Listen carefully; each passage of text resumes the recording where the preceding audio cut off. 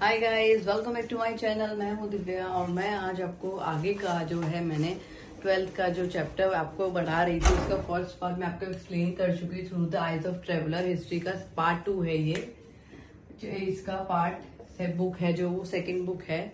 तो उसका जो फर्स्ट चैप्टर है वो मैं आपको आधा एक्सप्लेन कर चुकी हूँ और आधा मैं आज आपको एक्सप्लेन कर दूंगी।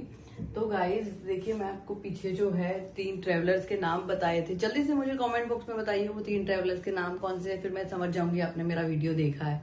ठीक है, तो जल्दी जल्दी करिए। तो जल्दी, क्योंकि आपको इस टाइम पर बहुत नीड है हेल्प की। सो मैं आपको आगे का चैप्टर एक्सप्लेन करने वाली हूँ। तो क्या ये 5th पॉइंट जो है ना, अब Ibn Battuta and the excitement of the unfamiliar, वो क्या है, जब इन्होंने पूरा एक्सप्लोर कर लिया सब कुछ, तो क्या है वो कुछ अनफेमिलियर जो चीजें थी उनसे फैमिलियर होने के लिए देखते हैं। तो वो क्या है, जब वो दिल्ली पहुंचते हैं 14th सेंचुरी में, तब क्या होता है, जब वो 14th सेंचुरी में दिल्ली पहुंचते हैं, वहां दिल्ली जाते हैं, तो वो क्या होता है, जो भी सारे इनके फैमिलियर ग्लोबल नेटवर्क कम्युनिकेशन था ना, वो जो क्या था, China in to the east to north west and Africa and Europe in the west. ठीक है, उसके बाद क्या था, इब्न बतूता ने खुद से ट्रेवल किया था, एक्सक्लूसिव लैंड विजिट किए थे, श्राइन किए थे विजिट, और क्या करा था उन्होंने श्राइन में, और क्या था उन्होंने with learned man the ruler often officiated and काजी, उन्होंने जो थे काजी से भी मिले थे वो लोग। इंजॉय इन द कल्चर, उन्होंने अर्बन के कल्चर को इंजॉय किया था विद पीपल ऑफ जो कौन कौन सी लैंग्वेज बोलते थे वो, अरेबिक, पर्शियन, टर्किश और अदर जो भी लैंग्वेजेस आपने पढ़ी हैं उनके बारे में। ठीक है, उसमें वो क्या करा था उन्होंने, इस लैंग्वेज में जो थे आइडियाज शेयर किए थे। उसके बाद क्या था, वहां के जो राजा के बारे में बात करते हैं। वहां के जो राजा थे ना, कुछ राजा जो थे ना क्रूल भी थे और कुछ अच्छे भी थे। मतलब कुछ राजा की जो इमेज है ना इसमें उन्होंने क्या करा था, यहाँ लिखा है देखिए आप लोग, Kings who could be both cruel and genius about the live ordinary manner, क्या है जो लोगों के लिए, ऑर्डिनरी लोगों के लिए अच्छी भी थी उनकी इमेज और बुरी भी थी। तो ठीक है, और क्या है इनके अकाउंट्स में क्या मिला है, suitable impressed by the account of distant yet the assembles word. उन्होंने क्या करा है, जो इनके अकाउंट्स पढ़े गए थे, उसके बाद क्या हुआ कि जो ये जो थे ना इब्न बतूता, उन्होंने क्या है इंडिया को बहुत एक्सप्लोर किया था, तो उसको क्या है उन्होंने उसके बारे में अच्छा ही लिखा था। तो वो बहुत फेमिलियर थे, होना भी चाहते थे, और लेकिन जिन चीजों से वो अनफेमिलियर थे वो उन चीजों से फेमिलियर होना चाहते थे। तो क्या है, जो ये कोकोनट एंड द पान नेक्स्ट हमारा टॉपिक है, ये जो कोकोनट और हमारा पान है उनसे अनफेमिलियर थे। तो उन्होंने क्या लिखा था, कंप्लीटली अनफेमिलियर इन ऑडियंस। तो उनकी जो ऑडियंस थी ना, मतलब जो इनके बुक्स को पढ़ते थे, जिनके अकाउंट्स को पढ़ते थे, वो अनफेमिलियर थे इस चीज को। तो उन्होंने पान और क्या था, कोकोनट को ना अलग से ही कंपेयर किया है।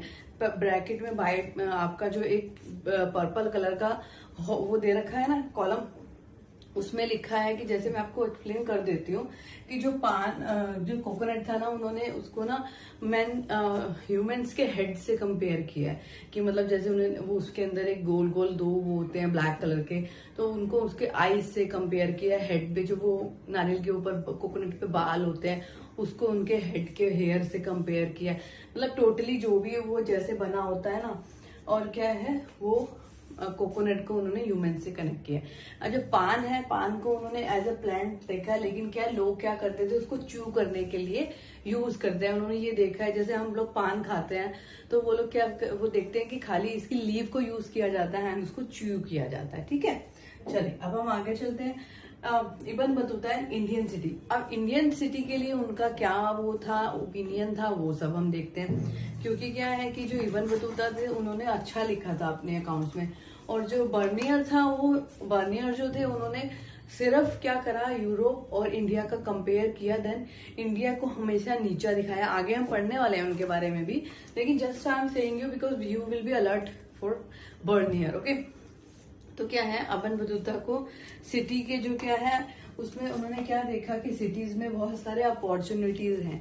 जो लोग क्या करते हैं, जैसे जो लोग गांव में रहते हैं, अनएम्प्लॉयड हैं, उनको देखने के लिए कि भाई जो शहर में जाके अपनी स्किल को यूज करके, अपनी अपॉर्चुनिटीज को यूज करके you can earn some more money compare to village. मतलब गांव से ज्यादा अगर हम कंपेयर करें तो लोग क्या अपनी स्किल को यूज करके शहर में अर्न कर सकते हैं, वो उन्होंने ये बताया है।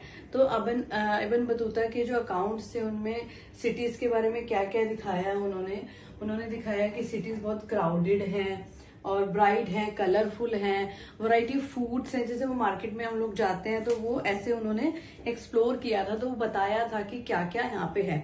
और उन्होंने क्या दिल्ली को बहुत ज्यादा वास्ट सिटी बताया है, लार्जेस्ट सिटी बताया है, लार्जेस्ट इन इंडिया बताया है। और क्या है, उन्होंने जो दलूताबाद इन महाराष्ट्र है उससे कंपेयर किया है कि दोनों में कोई कमी नहीं है। मतलब दोनों उसको कंपेयर किया है कि दोनों का जो साइज है इक्वल है, कोई भी मतलब जैसे साइज की इक्वालिटी दे रखी है कि भाई दोनों ही वास्ट है। क्योंकि मुंबई जो है वो भी और दिल्ली दोनों जो है मेट्रो सिटीज हैं, यू नो अबाउट दिस। तो उन्होंने क्या है ये सब बताया है। और उन्होंने बताया है कि बाजार कोई की जगहें हैं वो इकोनॉमिक ट्रांजेक्शन है। और क्या उन्होंने क्या है इसको सोशल और कल्चरल एक्टिविटीज बताया है। जैसे बाजार में क्या है, मॉस्क है, टेम्पल है, खाली क्या मार्केट नहीं है, बहुत सारी चीजें मार्केट है भी है, मार्केट में मॉस्क भी है, टेम्पल भी है, और लोग पब्लिक परफॉर्मेंस भी होती है, जैसे डांस होते हैं, और क्या है सिंगिंग होती है, डांसेस होते हैं, म्यूजिशियंस होते हैं और सिंगर्स होते हैं। ये सब इन्होंने बताया है कि ये सब भी होता है वहां पे मार्केट में। जैसे आप लोगों ने भी बहुत जगह देखा होगा, जयपुर वगैरह में, दिल्ली, मुंबई में ये सब जो है ये सब परफॉर्मेंस होते हैं। लोग रोड पे अर्निंग के पर्पज से भी ये सब करते हैं, आप लोगों ने देखा होगा। और क्या है जो एक्सप्लेन किया है उन्होंने पर्टिकुलरली टाउन्स की प्रोस्पेरिटी के लिए जो किया है एक्सप्लेन, उन्होंने क्या किया है, उन्होंने बताया है कि जो यहाँ की जो कल्टीवेशन है, एग्रीकल्चर है, वो बहुत ज्यादा प्रोडक्टिव है। मतलब वहाँ की सॉइल क्या है, बहुत ज्यादा अच्छी है। वहाँ की सॉइल, इंडिया की सॉइल जो है वो बहुत अच्छी है, क्योंकि जो फार्मर्स होते हैं साल में 2 बार वो करते हैं, एग्रीकल्चर करते हैं, ठीक है ना। क्रॉप्स को 2 बार, एक साल में 2 बार वो करते हैं, ठीक है। और इंडियन एशियन ट्रेड के बारे में, network trade, commerce and Indian manufacture being the great demand of the west और साउथ ईस्ट में इनकी डिमांड है बहुत ज्यादा। जो नेटवर्क है, ट्रेड का नेटवर्क है, और पर्टिकुलर जो है मार्केट में जैसे कॉटन के कपड़े हैं, फाइन मुस्लिन है, सिल्क है, बोरा कॉटन है, सेटिन है, ग्रेट डिमांड है उसकी। और इब्न बतूता ने बोला था कि जो ये मुस्लिन है ना, ये बहुत ज्यादा एक्सपेंसिव है। तो क्या है, इनको सब लोग अफोर्ड नहीं करते थे, सिर्फ राजा महाराजा जो थे ना, वही बहुत रिच लोग जो थे वो ही इसको अफोर्ड कर सकते थे, ठीक है। चलो अब आगे, उसके बाद हमारा है यूनिक सिस्टम ऑफ कम्युनिकेशन से उन्होंने मतलब क्या है, एक लॉन्ग डिस्टेंस को कवर करने के लिए उन्होंने क्या क्या किया। पहले तो उन्होंने क्या करा, मर्चेंट्स को इंकरेज किया, उनको बढ़ावा दिया। क्योंकि क्या है कि पहले जो होता था एक्सपोर्ट का काम भी बहुत ज्यादा डिले होता था, बहुत ज्यादा दिक्कतों से करना पड़ता था, बहुत टाइम लगता था। तो उन्होंने क्या करा, बहुत सारे ऐसी चीजें की उन्होंने लॉन्ग डिस्टेंस को क्रिएट करने के लिए। और dispatch good required to short notice, मतलब शॉर्ट नोटिस पे भी अगर उनको कुछ भेजना है तो किस तरह से करेंगे। तो उसमें से एक है अपना पोस्टल सिस्टम। पोस्टल सिस्टम जो है ना, पोस्टल सिस्टम क्या है, इसमें क्या है, जैसे क्या होता था, अगर 50 दिन लग रहे हैं दिल्ली टू सिंध जाने में, है दिल्ली टू सिंध जाने में 50 दिन लग रहे हैं, तो पोस्टल सिस्टम के थ्रू कितने 5 दिन लगते थे, 5 दिन लगते थे, ठीक है। अब क्या है, postal system, 2 type of postal system कौन कौन सा है, जो एक हॉर्स पोस्ट है, अल्क उसको बोलते हैं, और एक दावा। क्या है कि दावा जो है द हॉर्स पोस्ट, मतलब द हॉर्स पोस्ट को कॉल बोलते हैं, run by the royal horse's. वो इट इज वेरी एक्सपेंसिव, सब लोग अफोर्ड नहीं कर पाते थे।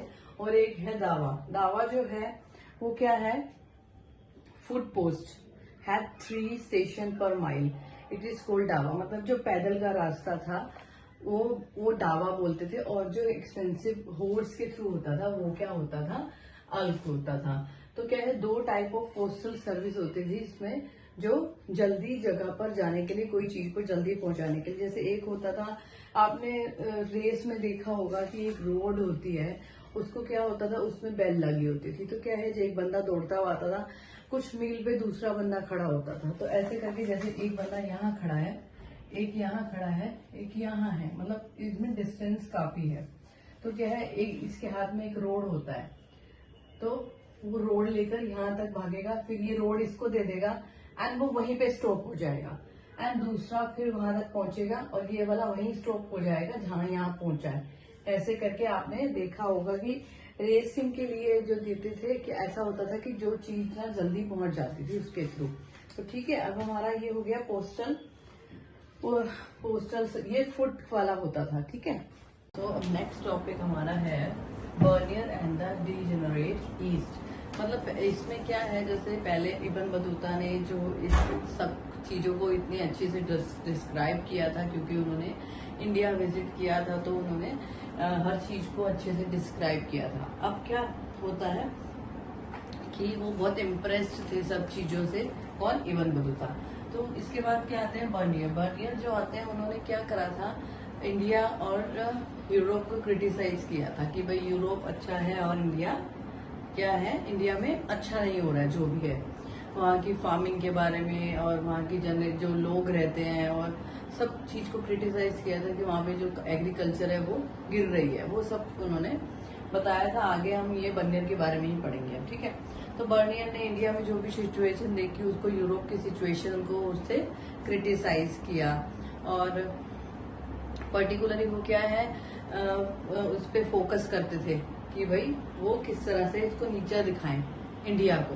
तो वो उनके क्या था, वो फ्रांस के जो लुई 16 थे उनके साथ में और बड़े बड़े राजा महाराजाओं के साथ में क्या है, वो इस चीज को शेयर करते थे। आपको मालूम है, पहले बता चुकी हूँ कि बर्नियर के जो सारे वर्क थे वो बहुत ज्यादा फेमस हो गए थे। और क्या है, यूरोप में जो भी लोग, जो भी आगे उनका पढ़ते, उनके जो लोग उनकी नॉवेल्स और वो जो इनके वर्क्स अकाउंट पढ़ते थे, वो क्या, वो यही सोचते थे कि इंडिया भी ऐसा ही है। क्योंकि हम अगर किसी को अपने थ्रू ये बताएंगे कि ये जगह ऐसी है, तभी हम घूमने जाएंगे ना उस जगह पे, कि वो बहुत अच्छी है, स्विट्जरलैंड बहुत अच्छा है, इंडिया की ये जगह बहुत अच्छी है। तो क्या है, सब तो नहीं आए थे, बर्नियर ने जैसा जैसे लिखा वैसे वैसे उन्होंने पढ़ा और वैसे वैसे उन्होंने उसको सोच लिया कि ऐसा ही होगा। तो क्या है, उसके बाद उन्होंने क्या किया, उन्होंने क्या करा, उसके बाद Bernier travel in Mughal empire, उन्होंने मुगल एम्पायर के बारे में, उनके बारे में लिखा, जो डिटेल उनके बारे में की, उनको बहुत क्रिटिसाइज किया कि मुगल कैसा है, मुगल एम्पायर में उनको मार्क किया डिटेल इन ऑब्जर्वेशन, उन्होंने ऑब्जर्व किया उसको और उसको क्रिटिसाइज किया। तो क्या है, और यूनिवर्सल फ्रेमवर्क भी था, जो some sort of the universal framework, और constantly compare the Mughal India and contemporary Europe. और लगातार उन्होंने क्या किया, अपने वर्क के अंदर मुगल एम्पायर और यूरोप को क्रिटिसाइज किया।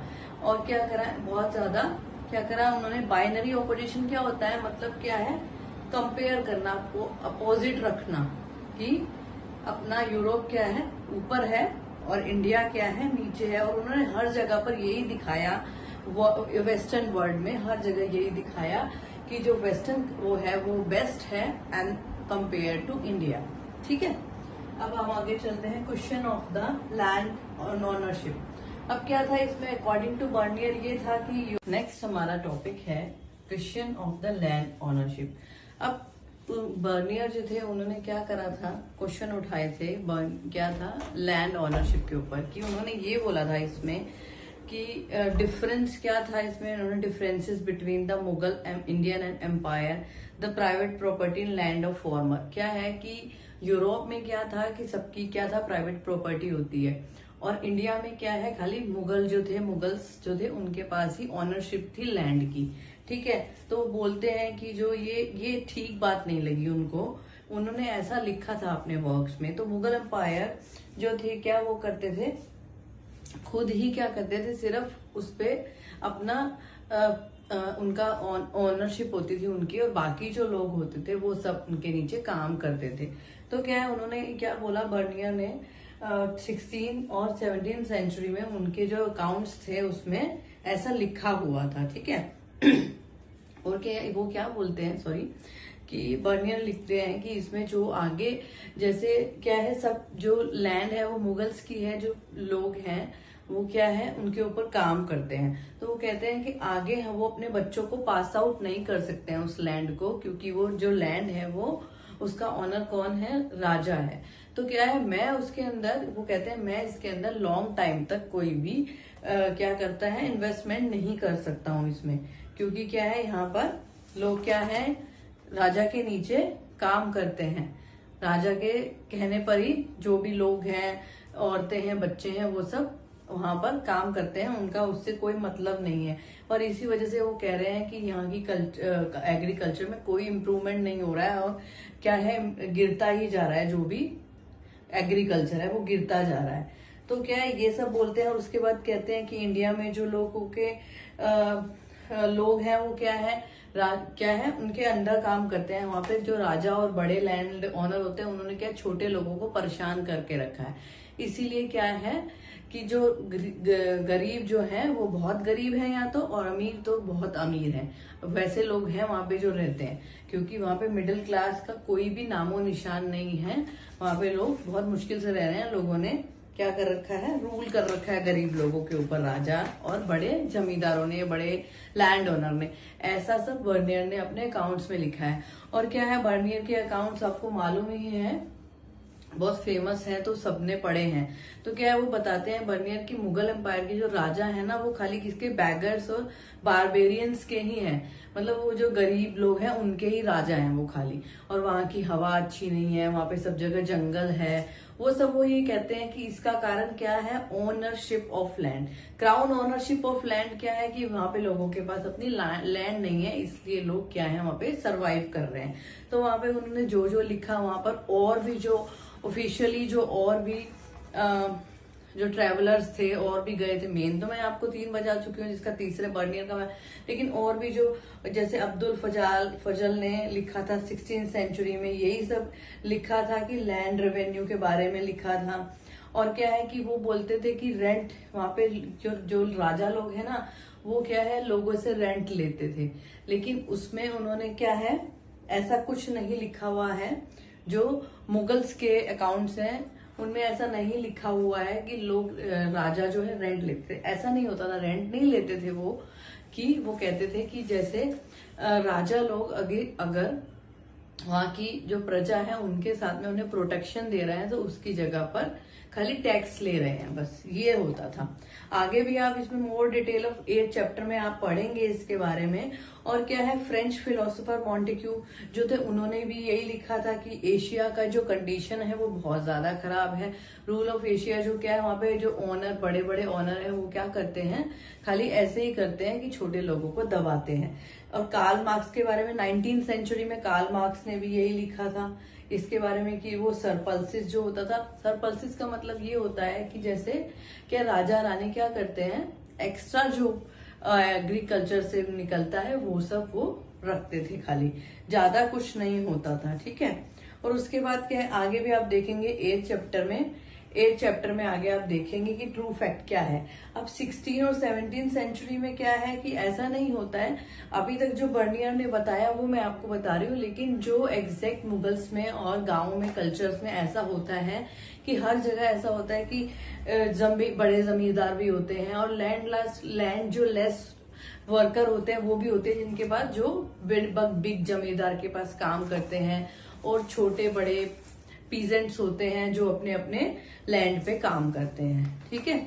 और ऐसा नहीं है, ये खाली बर्नियर का मानना है खाली, बाकी ऐसा नहीं है। आपने रियलिटी भी देखी होगी गांव में जाके कि भाई छोटे बड़े जमींदार होते हैं। आपको भी रियलिटी मालूम है इंडिया की कि सब लोगों के पास लैंड ओनर लोग भी छोटी बड़ी लैंड होती है। जो छोटे किसान होते हैं उनके पास छोटी जगह होती है, बड़े किसान होते हैं उनके पास बड़ी जगह होती है, वो अपनी थोड़ा काम करते हैं और उसमें खुश रहते हैं। लेकिन बर्नियर ने जो लिखा वो भी मैं आपको बता रही हूँ, और आगे भी अगला टॉपिक। नेक्स्ट अब हमारा टॉपिक है 6.2 हमारा टॉपिक जो है अ मोर कॉम्प्लेक्स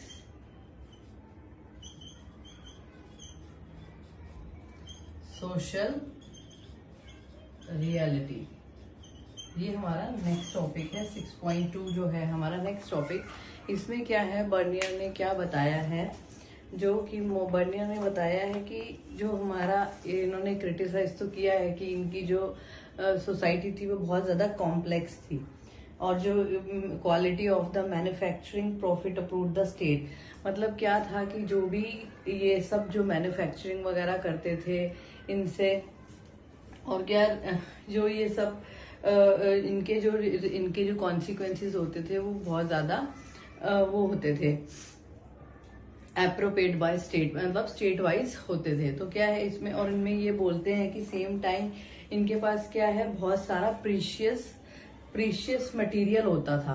प्रीशियस मटेरियल होता था, वर्ड प्रीशियस मटेरियल होता था, जिसे ये एक्सपोर्ट करते थे और उसके बदले में क्या करते थे, गोल्ड और सिल्वर लेते थे। इंडिया की बात कर रहे हैं, और ये जो सब कुछ होता था ये लॉन्ग टाइम तक होता है, लॉन्ग डिस्टेंस एक्सचेंज होता था ये सब, ठीक है। और क्या है आगे, जो ये बोलते थे कि 17th सेंचुरी में क्या हुआ था, जैसे 15% पॉपुलेशन क्या है लिव इन टाउन में रहती थी। तो ये बोलते थे कि west Europe in same period, और जो क्या है वेस्ट यूरोप का जो वो था ना, वो उससे कम नहीं था, ज्यादा ही था। जैसे ये 15% पॉपुलेशन की बात कर रहे हैं।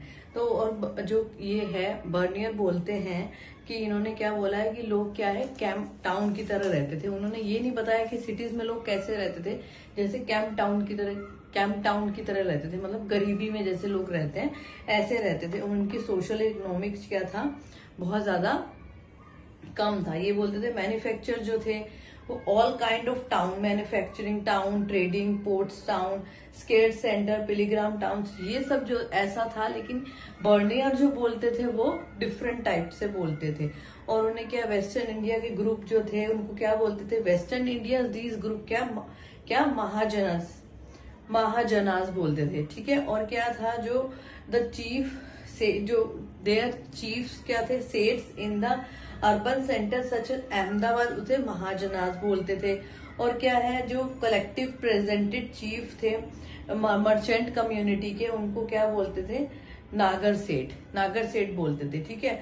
और क्या है, अर्बन ग्रुप में क्या था, लॉयर थे, पेंटर थे, और आर्चरीज थे, मैजिशियन थे, और क्या बहुत सारे लोग काम करते थे। और क्या इम्पेरियल पैट्रोनेज जो थे ना, मतलब रॉयल फैमिली में काम करते थे वो लोग। तो ऐसा नहीं है जैसा बर्नियर ने बताया है, उसने टोटली क्या है अपनी जो क्या किया है, खाली जो अपने इंडिया को नीचा दिखाया है और कुछ नहीं किया है, ठीक है। अब हमारा टॉपिक नेक्स्ट है women slave, Sati and labour. अब हम पढ़ेंगे हमारा लास्ट टॉपिक, ठीक है, चलिए।